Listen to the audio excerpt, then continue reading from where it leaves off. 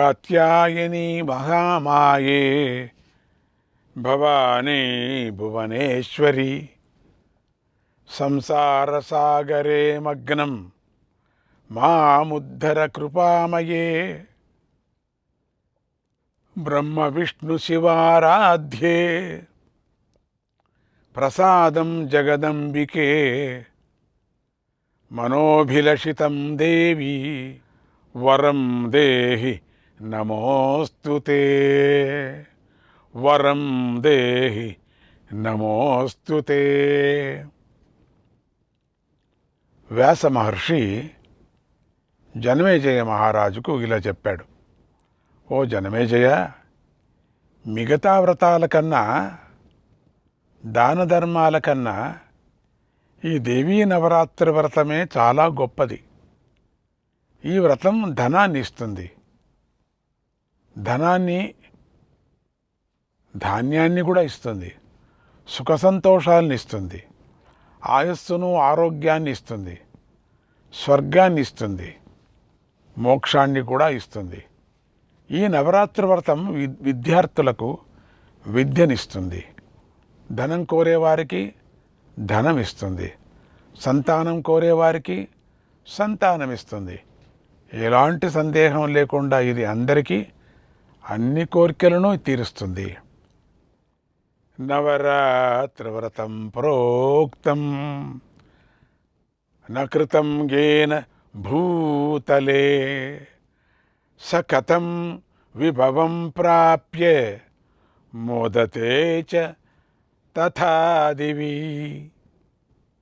ఇలాంటి దేవీ నవరాత్రి వ్రతాన్ని భూమి మీద చక్కగా ఆచరించని వారు ఎవరెవరు స్వర్గలోని సుఖాలను వైభవాలను పొందలేరు.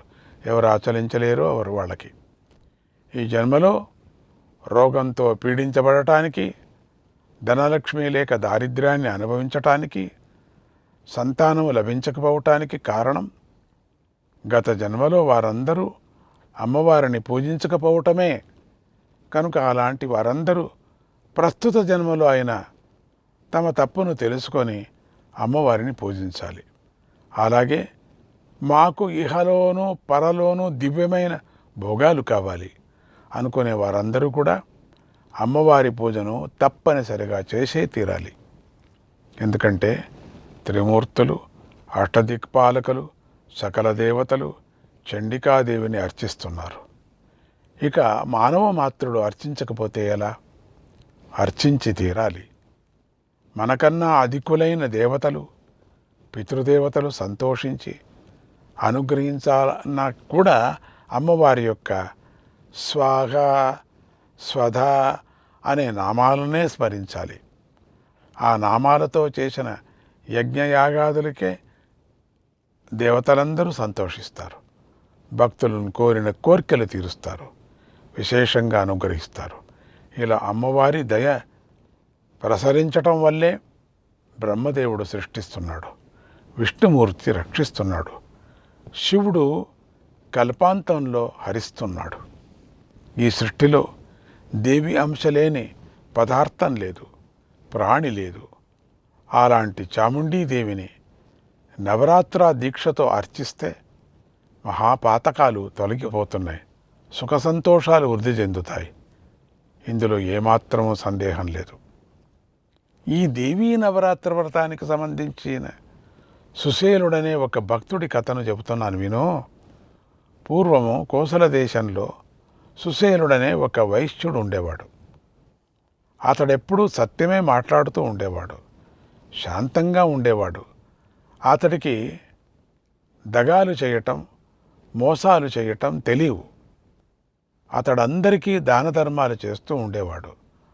అతడికి అసూయ లేదు. ఎప్పుడు అందరి పట్ల దయ కలిగి ఉండేవాడు.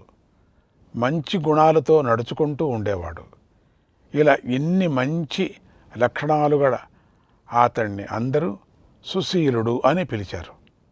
ఈ విధంగా అతడు గుణాలలో పెద్దే కానీ ధనంలో మాత్రం పెద్దగా లేకపోయాడు. అంటే ఆ సుశీలుడు నిరుపేద. అతడి వద్ద ధనం లేదు. అతడింట్లో పెద్దమ్మ లక్ష్మీదేవి అక్కగారు. తిష్ట వేసుకొని కూర్చుంది. దీనికి తోడు అతడికి పిల్లలు ఎక్కువ, వారికేమో ఆకలి ఎక్కువ. అందుచేత సుశీలుడు ధనం లేకపోవటం చేత నానా ఇబ్బందులు పడ్డాడు. భార్యను బిడ్డలను పోషించలేకపోయాడు.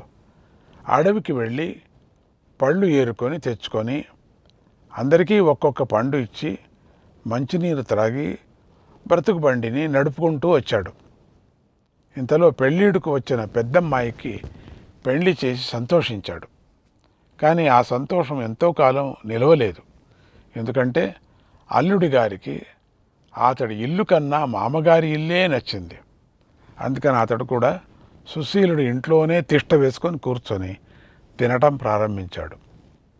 వీరందరికీ తోడుగా కొత్తగా మనువుడు కూడా వచ్చాడు. దాంతో వారి పరివారం సంఖ్య మరింత పెరిగిపోయింది. మనుముడు కొద్దిగా పెరిగి పెద్దవాడయ్యాడు.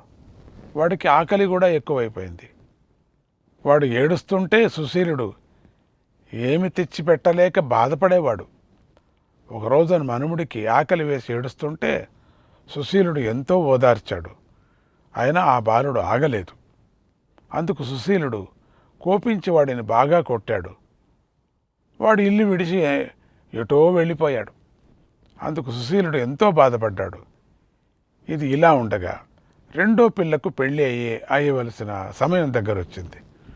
దాంతో సుశీలుడు దుఃఖంతో మరింత కృంగిపోయాడు. దిక్కుతోచక ఎంతో బాధపడసాగాడు.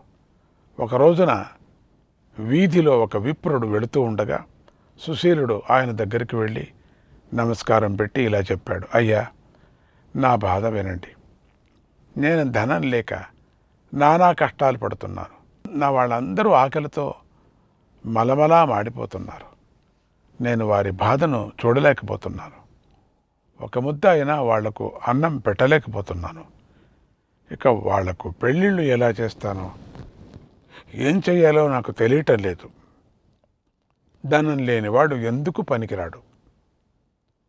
నా వారిని చూడటంతోనే నా గుండె పగిలిపోతూ ఉంది. కనుక దయచేసి నాకు ఈ కష్టం నుంచి గట్టెక్కే ఉపాయం ఉంటే చెప్పండి. నేను ఇంతకన్నా ఏమీ కోరుకోను. నా ఇంట్లో ధనం రాసులుగా ఉండాలని నాకు ఆశ లేదు. ఈ దారిద్ర్యం తీరితే చాలు. తపోదానం వ్రతం కించిద్బ్రూహి మంత్రం జపం తథా. నాకు మంత్రమైన, తంత్రమైన, జపమైన, తపమైన, నోమైన, వ్రతమైన ఏదైనా సరే ఒకటి ఉపదేశించండి. నేను దానిని నా శక్తి కొద్దీ భక్తి శ్రద్ధలతో చేస్తాను అని ప్రార్థించాడు. అప్పుడు దేవీ భక్తుడైన ఆ విప్రుడు, బాధపడకు, నువ్వు అమ్మవారిని పూజించు.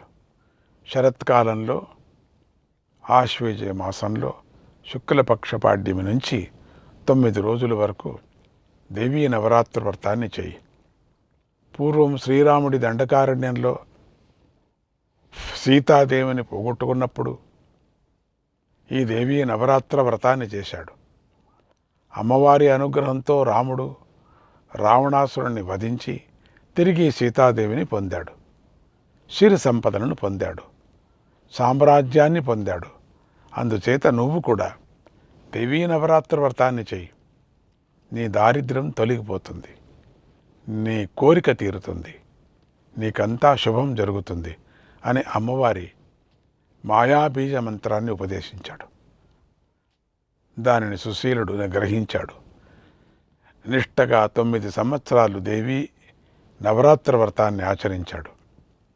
9వసారి నవరాత్రి వ్రతాన్ని ఆచరిస్తున్నప్పుడు అష్టమి రోజు రాత్రిపూట అమ్మవారు అతడికి కలలో దర్శనమిచ్చి అతడికి అనేక వరాలిచ్చింది.